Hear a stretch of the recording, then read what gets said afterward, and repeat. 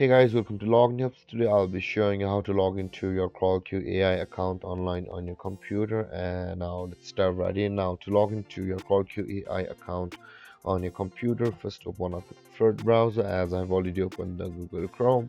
And on the search bar, click over there and type in the address crawlq.ai and hit on enter.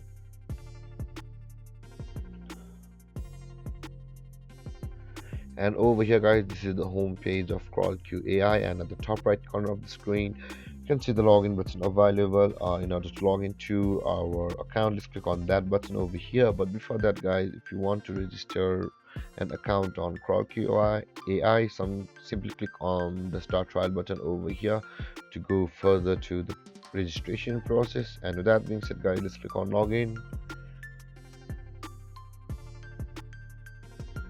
And over here guys, you'll be required to enter your email address with which you had created an account on CrawlQ at the time of creating your account. And over here, enter your password guys. And after entering your email address and password, you can log in. But if you have forgotten your password, you can always click on forgot password to go through a procedure where you will be able to reset your account's password. And with that being said guys, after entering your email address and your password, simply click on login, and then you'll be signed into your CrawlQ AI account online on your computer.